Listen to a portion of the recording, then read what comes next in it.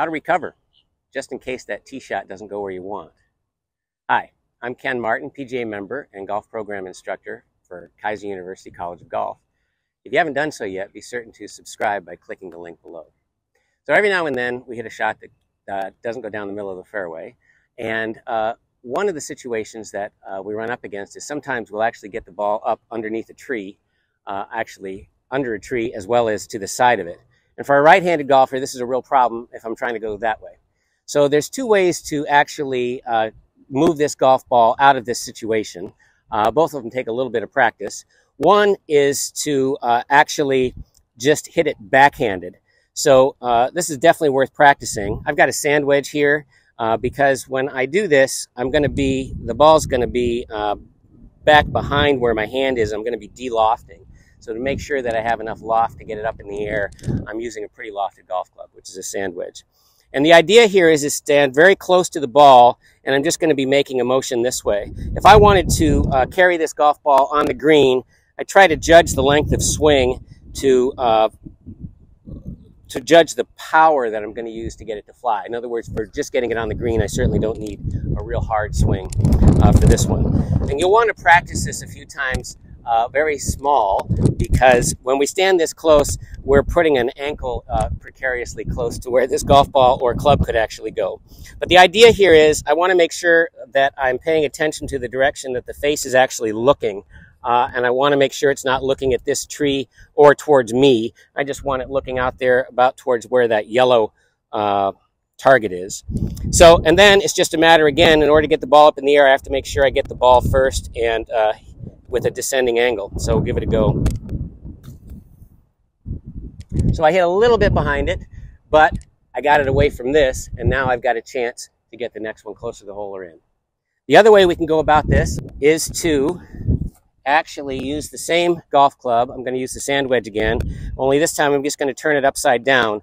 When I turn it upside down, I've still got some loft on that golf club, so if I can hit the golf ball on that part of the club, it should go up in the air and get it on the green. And again, this takes a little bit of practice, especially if you're right-handed, to get a feel for how big of a swing to make this work. Caught that one a little bit thin, but you got the idea. It gets me away from this. All right, the next thing I want to show you relative to recovery, I don't have a forest around here, but I do have something that would represent issues that we run into out on the golf course. Sometimes we have to go over things. So in one case, I'd have to go over this cover shot.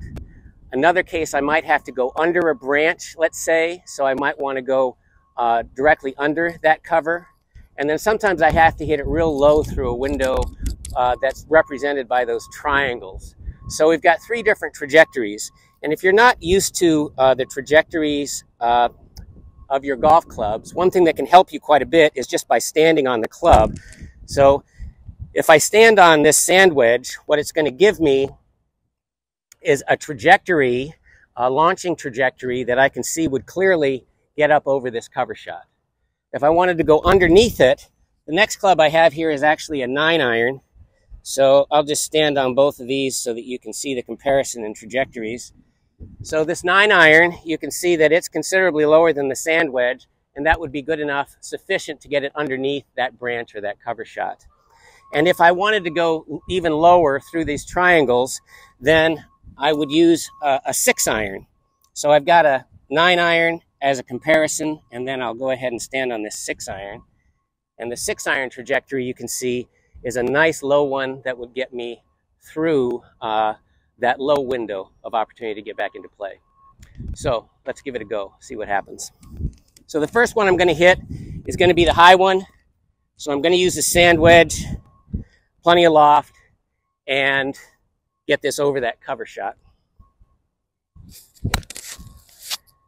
So that was plenty high and safely over the trouble.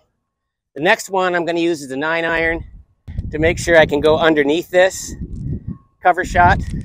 So this club should work just fine. So that safely went underneath.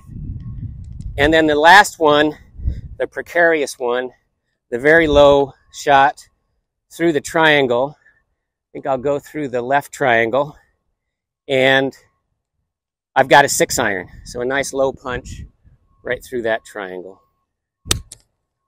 And that went right through the triangle. So it works. Use the loft of the golf club, stand on it so you can see the trajectory, but practice this, and not around cover shots. Thanks.